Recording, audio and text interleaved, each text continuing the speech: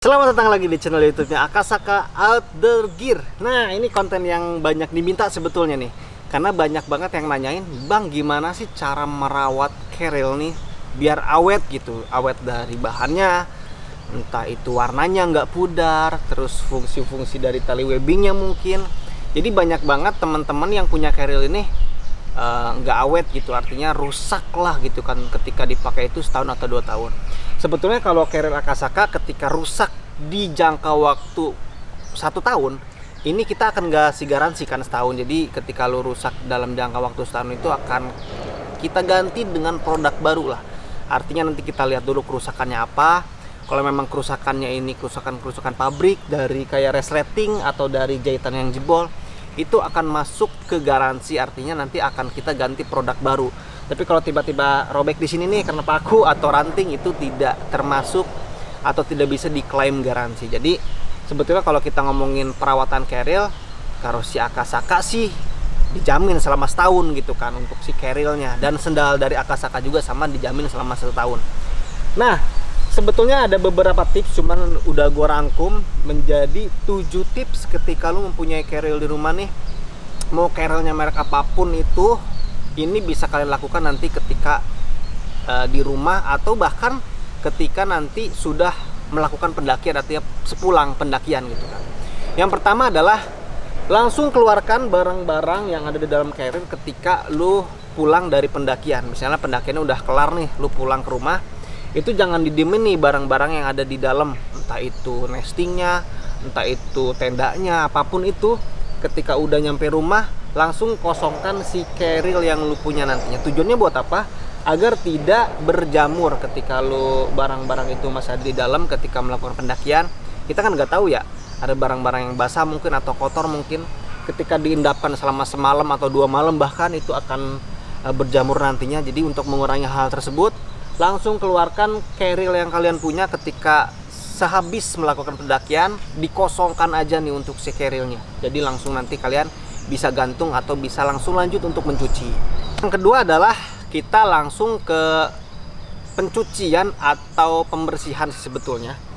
Melakukan sikat gigi sih harusnya kalau untuk si keril ini, dan sikatnya itu secara perlahan aja.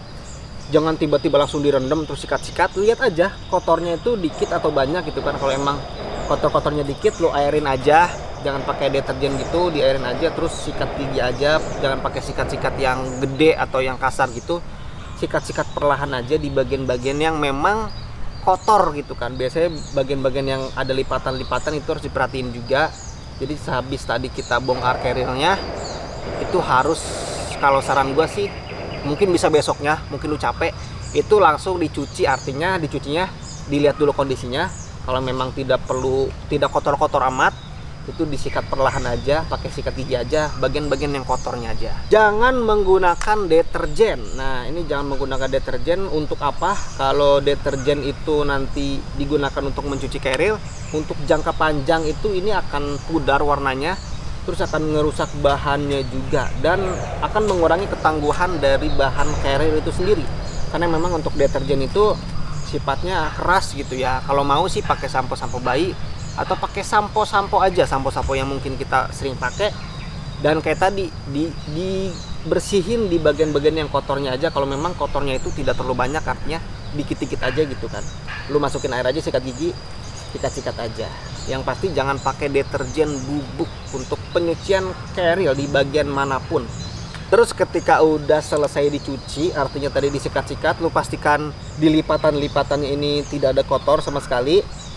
Langsung jemur, tapi jangan menjemur di bawah sinar matahari langsung. Artinya lu jemurnya di tempat teduh aja, tapi tetap di luar, yang artinya tetap bisa kena angin.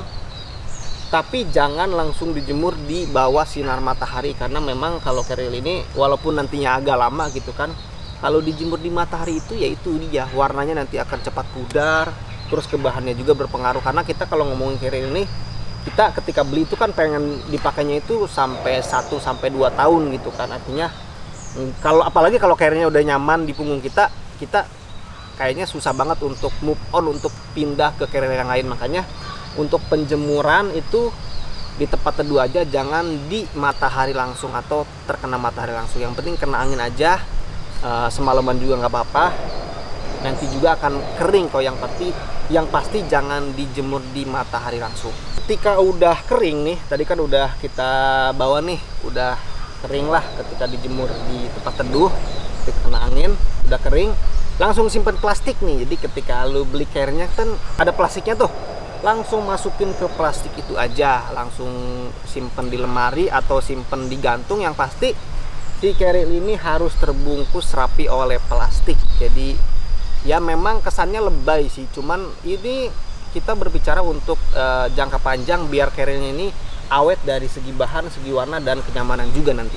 Terus yang berikutnya, ketika lo melakukan pendakian nih, mau musim hujan ataupun musim panas, gue saranin sih rain covernya tetap dipasang aja gitu kan, biar si debu-debu atau tanah-tanah itu langsung menempel ke rain covernya aja, untuk si bahan utama dari si carrier ini tidak terkena kotoran atau tidak terkena debu atau air apapun itu. Jadi ketika melakukan pendakian, gue sarankan si rain covernya selalu terpasang. Terus ketika lu udah selesai tadi mencuci ya, terus dilapisi pakai plastik gitu kan, usahakan si carrier ini ketika disimpan di lemari atau dimanapun jangan sampai tertindih barang apapun nih.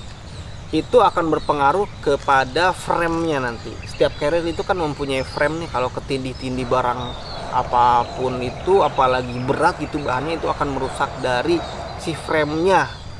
Jadi kalau frame itu kan rata-rata bahan-bahannya itu pakai bahan aluminium, itu akan mudah bengkok juga, apalagi ketindih-tindih. Jadi ketika disimpan di lemari ataupun bagusnya sih digantung ya. Intinya kalau disimpan posisi tidur gitu, jangan sampai tertindih dengan barang apapun.